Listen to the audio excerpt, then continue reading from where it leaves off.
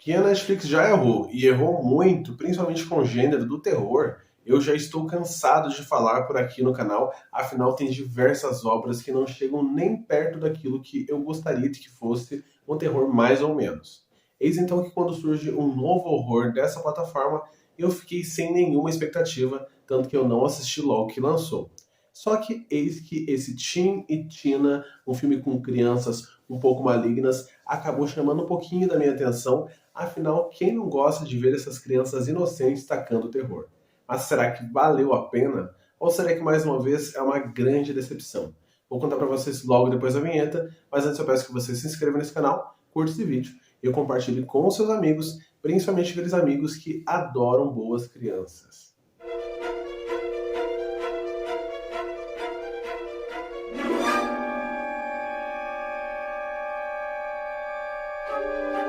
Tudo bem, pessoal? Meu nome é Diego Ferraz. Sejam muito bem-vindos ao canal Cripteca e bem-vindos à crítica do filme Tin e Tina, filme espanhol. Filme esse que era um curta-metragem lá de 2013 e chega 10 anos depois, em 2023, com um longa-metragem do mesmo diretor.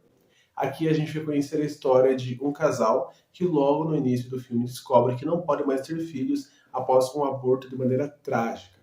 Eis então que eles decidem adotar uma criança e eles chegam num orfanato extremamente religioso e católico, onde diversas crianças ficam por ali à espera de seus novos pais, e essas crianças geralmente são traumatizadas e têm alguns problemas a mais.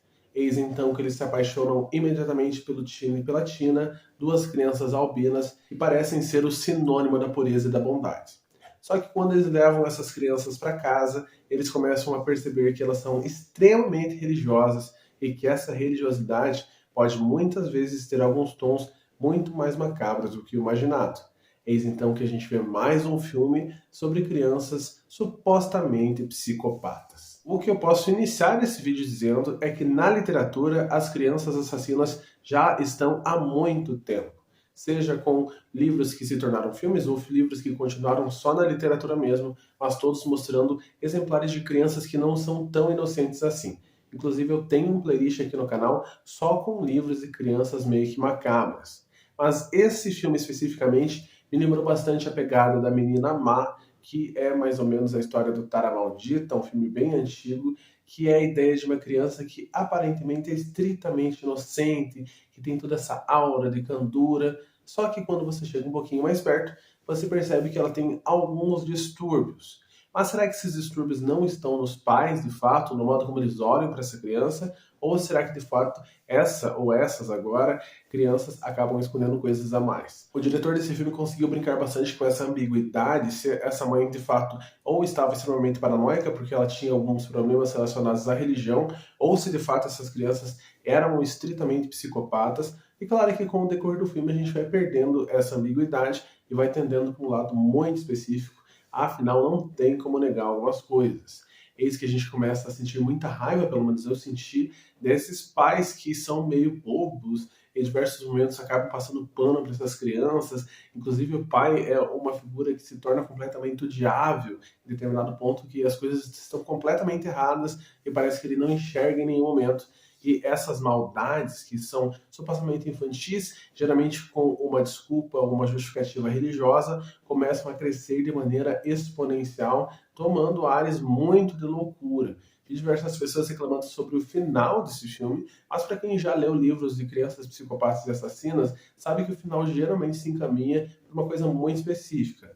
Aqui, pelo menos, ele foi um pouco criativo. E falando sobre criatividade, eu acho que esse é outro ponto alto dessa história, afinal eu já li vários livros com crianças psicopatas, só que aqui ele tem tons muito diferentes. Ele fala um pouquinho sobre a religião, fala um pouquinho sobre como as crianças podem entender as coisas de maneira muito lata, de maneira muito realista, isso mesmo voltado para uma coisa mais religiosa que pode ser uma coisa perigosa muitas vezes, e mostra também essa questão de ser duas pessoas e não uma. Então aqui a gente vê duas crianças psicopatas e ficando essa questão da maldade hereditária ou genética em aberto, que eu acho muito interessante, inclusive que já foi abordada por um livro do Saul Stan chamado Protetor de Menores, que eu também acho muito legal.